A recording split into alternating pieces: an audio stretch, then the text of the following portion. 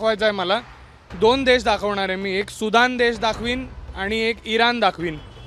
आणि त्याच्या बाजूला मी आपल्या या माहीम एरिया माटुंग्यातले मी फोटो दाखवतो. हा फोटो आहे, ठीक आहे. तुम्ही बघू शकता ही कशी धूळ आहे, हे आहे. पण हे वॉन टोन कंट्रीज आहेत, बरोबर. ही इराणची परिस्थिती, ही सुदानची परिस्थिती आणि ही आमच्या एरियाची परिस्थिती. बघा, हे गेले 6 महिने असंच आहे. हे असंच आहे. हे म्हणजे आपण भारतात राहतोय. हे बघा, ह्यांच्या रस्त्यावर तरी त्या लोकांनी धूळ मधोमध आणली आहे. पण इकडे बघा, मी रस्त्यावरनं चालतो तेव्हा ही धूळ असते. ही धूळ इकडे सतत आहे. हे कुठे, आपण कोणत्या देशात राहतोय. मी रोज माटुंगा आणि माहीम जमेल त्या स्टेशनवरनं ट्रॅव्हल करतो. सगळ्यात मोठा आता मुद्दा जर आमच्या एरियात बघायचा झाला, आधी आम्ही खूप असं गर्वाने म्हणायचो की पूर्ण मुंबई खोदलेली असेल, पण दादर मुंबई माहीममध्ये, माटुंगा माहीममध्ये खोदत नाही. छान प्लॅनिंग करून सगळ्या गोष्टी होतात. पण गेल्या काही वर्षांमध्ये सगळंच उलटपालट झालं आहे. आता तुम्ही पूर्ण हा स्ट्रेच बघाल, तुलसी पाईप रोडचा, हा खोदलेला आहे. आणि खोदला तर खोदला आहे, पण त्याच्यानंतर त्याच्यामुळे फुटपाथ चालायला नाही अवेलेबल. आम्ही स्टेशनवरनं येतो, आम्हाला ट्रॅव्हल करायचं असेल, फुटपाथ एक बाजूचा फुटपाथच नाकामी आहे, माणूस चालूच शकत नाही. हा पण रस्ता आता खोदून ठेवलेला आहे. तुम्ही बघू शकता पूर्ण एक पार्किंग आणि अजून एक लेन जाणार गाडी, इतका रस्ता हा ब्लॉक झाला आहे. आता मी स्टेशनवरनं उतरलो तर मला रस्त्यावरनंच चालायचं आहे जर मला या कडेने पुढे जायचं आहे तर. हा एक सर्वात मोठा त्रास आहे. ॲक्सिडेंट्स किती वाढत आहेत. काहीही कसंही जमेल तसं सुरू करतात काम. आता तिकडे मध्ये डिवायडरवर काम सुरू केलं अचानक.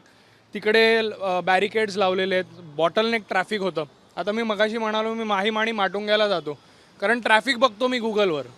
मी राहतो इकडे मेन रोडला, पण मी बघतो की बाबा कुठून जास्त जाम आहे आणि मी कोणत्या स्टेशनला जाऊ वेळेत पोहोचायला. जर मला 5 मिनिटाच्या अंतरावर राहून पण गुगलवर बघायला लागतं की ट्रॅफिक आहे का, तर मग ही खूप मोठी समस्या आहे. आणि समस्या ह्याच्यासाठी आहे की कारण हे अशी कामं आहेत, सतत काही ना काहीतरी असतात, सतत काही ना काहीतरी कारणावरनं हे खोदत असतात. आणि माझ्याकडे तर आता एक फोटो दाखवायचा आहे मला. 2 देश दाखवणार आहे मी. एक सुदान देश दाखवीन आणि एक इराण दाखवीन. आणि त्याच्या बाजूला मी आपल्या या माहीम एरिया माटुंग्यातले मी फोटो दाखवतो. हा फोटो आहे, ठीक आहे. तुम्ही बघू शकता ही कशी धूळ आहे, हे आहे. पण हे वॉन टोन कंट्रीज आहेत, बरोबर. ही इराणची परिस्थिती, ही सुदानची परिस्थिती आणि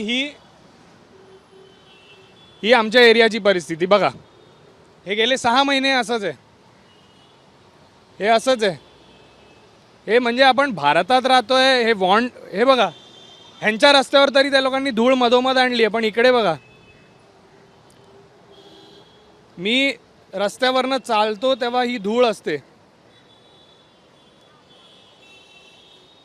ही धूळ इकडे सतत आहे.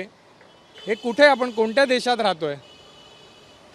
म्हणजे अक्षरशः असं वाटतंय की एक तेहरानमध्ये US आणि इराणचं वॉर चालू आहे, पण इकडे आपण भोगतोय हे सगळ्या गोष्टी. कारण हे इन्फ्रास्ट्रक्चर आपण डिझर्व नाही करत. इतकी लोकं आहेत तर फटाफट कामं व्हायला पाहिजे. कारण जेवढी तुम्ही वेळ घ्याल तेवढं जास्तीत जास्त लोकांना इम्पॅक्ट होणार आहे याचा. आणि आपल्याच देशामध्ये, आपल्याच राज्यामध्ये जिकडे एवढी लोकसंख्या आहे, तिकडे आपण कामं आरामात करतोय. लोकांचा विचारच नाही करत कोण. नक्कीच सर, खरं तर रस्त्याची कामं ही रस्ते दुरुस्ती करण्यासाठी करता असं महापालिकेकडून सांगितलं जातं. मात्र जास्तीत जास्त काळ जो हे काम सुरू असल्यामुळे जे असे त्रास जे जाणवतात. तुम्ही सुद्धा इकडनं प्रवास केला आहे का? Yes, exactly. मी इकडचं स्थानिक रहिवासी आहे. माझं नाव सिद्धेश तोडणकर.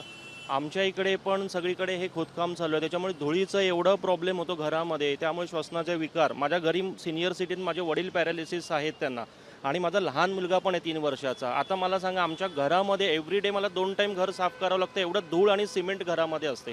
तर तुम्ही फक्त विचार करू शकता की आम्हाला कुठच्या परिस्थितीत राहावं लागतं आहे. आणि हे खोदकाम जे चालू केलं आहे जागोजागी, रस्तोरस्ती, प्रत्येक गल्लीमध्ये, त्याच्यामुळे ट्रॅफिकचा एवढा प्रॉब्लेम, प्रचंड प्रॉब्लेम झाला आहे. आता मी जिकडे दिलीप गुप्ते रोडवरती आहे तिकडे पण आमच्या इथे रोड नंबर 5 वगैरे सगळे खोदून ठेवलेले आहे. त्याच्यामुळे ना ट्रॅफिक एका साईडनीच चालतं.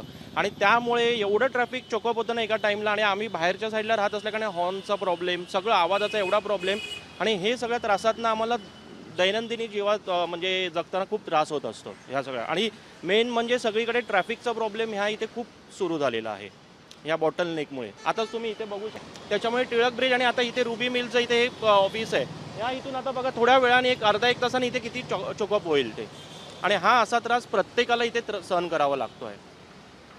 नक्कीच ताई, तुम्ही कसं बघता एकंदरीत ज्या ठिकाणी आता ठिकठिकाणी खरं तर अनेक ठिकाणी कामं जी रस्त्याची सुरू आहेत, कारण पावसाळासुद्धा काही महिन्यात लागेल, त्यामुळे रस्त्याची कामंही जोरदार सुरू आहेत, त्याचा नागरिकांना जो तो त्रास जाणवत आहे. तुम्ही सुद्धा इकडनं सफर केलं आहे. मी पण लोकलच आहे इकडूनची. मी दादर म्हणजे माटुंगा साईडलाच राहते. आणि हे जे खड्डे जे केले, टेक्निकल गोष्टीचं बघून घेतील, पण जे खड्डे आहे त्याच्यातनं आम्हाला चालणं इतकं मुश्किल झालेलं आहे. पडतायत लोक, मी 2दा पडलेले आहे. आणि पावसाळ्यामुळे जे पाणी साचणार आहे त्याच्यामध्ये सुद्धा आम्ही जेव्हा जॉबला जातो, मी सायनला जाते, आणि इथून एवढा प्रॉब्लेम होतो म्हणजे ट्रॅव्हल करताना. सो हे कोण जबाबदार आहे? हे लोक पडतायत, म्हातारे कोतारे जे जात आहेत इथून, हे सगळ्यांसाठी जबाबदार कोण आहे हा प्रश्न खूप महत्त्वाचा आहे. म्हणजे as ordinary people we will be asking this question to the BMC, आणि is BMC ready to answer all these questions, हे आम्हाला जाणून घ्यायचं आहे. तर आपल्यासोबत आणखीन काही या ठिकाणी स्थानिक आहेत. तर सर, तुम्ही इकडनं सुद्धा प्रवास केला आहे का? कसं एकंदरीत तुम्ही बघता रस्त्याचे खोदकाम जे ठिकठिकाणी सुरू आहे? माझं मुळात इथे कामाच्या संदर्भात नेहमी येणं होत असतं. माहीम, माटुंगा इथे माझं रायटिंगचं काम वगैरे चालतं, मी लेखक आहे. तर होतं असं की नियोजनबद्ध पद्धतीने काहीच केलं जात नाही. म्हणजे एक काम करण्यासाठी आधी खड्डा खोदा, मग ते काम करा, मग खड्डा बुजवा तो सगळा, मग त्याच्यावरती कॉन्क्रीट टाका, मग थोड्या महिन्यांनी परत तिथेच खड्डा बुजवा, खड्डा करा, आणि मग त्या खड्ड्यामध्ये दुसरं काम, मग पाण्याचं काम काढा. असे वेगवेगळ्या प्रकारे वेगवेगळे नाना प्रकारे हे कॉन्ट्रॅक्ट टेंडर वगैरे काढत असतील, यांचा फायदा होत असेल ते आम्हाला काय माहिती नाही. आमचं म्हणणं एवढंच आहे, जे काय काम करायचं असेल तर हे एकत्र करा, जे एकत्र प्लॅनिंग करा. मग ती इंटरनेटची लाईन असो, पाण्याची लाईन असो, स्ट्रॉंग वॉटर ड्रेनेज असो, ते एकदा खड्डा केला तर तुम्ही एकत्र केला पाहिजे. का आम्हाला सारखा त्रास सहन करावा लागतो? कारण की आम्ही टॅक्सपेअर आहोत, आणि सारखा खड्डा केल्याने इथे कॉन्ट्रॅक्टर्सना ते पैसे जातातच. नंतर बराच असा खर्च होतो जो विनाकारण होतो, पोल्युशन होतं, आणि यामुळे कित्येक श्वसनाचे आजार चालू झालेले आहेत. आणि माझी फक्त एवढी विनंती आहे की यापुढे जर काम कराल तर एकदम नियोजनबद्ध पद्धतीने करा. तुम्ही बघत असाल इथे पाईप्स वगैरे फुटलेले आहेत, ते तसं झालं नाही पाहिजे. एक काम करताना एक कॉन्ट्रॅक्टर दुसऱ्या कामाचे पाईप्स फोडून टाकतो, खड्डा बुजवतो, निघून जातो. तर फक्त एवढंच पाहिजे की बाबा नियोजनबद्ध पद्धतीने करा, सगळं व्यवस्थित करा. बाकी नक्कीच खूप धन्यवाद सर. तर आपण पाहतोय की खरं तर मुंबई महानगरपालिकेच्या माध्यमातून अनेक ठिकाणी जे आहे ते रस्त्याचे खोदकाम जे आहे ते सुरू असल्याचं पाहायला मिळतं. आणि त्यामध्ये प्रामुख्याने खरं तर दादरसारख्या बहुल भागामध्ये ज्या ठिकाणी मोठ्या प्रमाणावरती खरं तर लोकांची रहदारी ही होत असते, अनेक लोक जे ते कामासाठी ये जा करत असतात. मात्र अशा या रहदारीच्या ठिकाणी सुद्धा जे ते प्रभादेवी ब्रिज असेल किंवा मग परेल पूल जो होतो तो सुद्धा त्या ठिकाणी त्याचं काम जे दृश्य सुरू आहे. त्यामुळे अशा अनेक ठिकाणी जे आहे ते रस्त्याची कामं सुरू असल्यामुळे अनेक नागरिकांना जो होतो त्या ठिकाणी वाहतुकीचा त्रास, त्यासोबत पर्यावरणाचा सुद्धा त्रास होतो जाणवताना पाहायला मिळतो. त्यामुळे या संदर्भात मुंबई महानगरपालिकेच्या माध्यमातून काही उपाययोजना राबवल्या जातील का हे सुद्धा पाहणं तितकंच महत्त्वाचं असणार आहे. एवढं सिद्धार्थसह मी जय पवार, जय महाराष्ट्र न्यूज, मुंबई.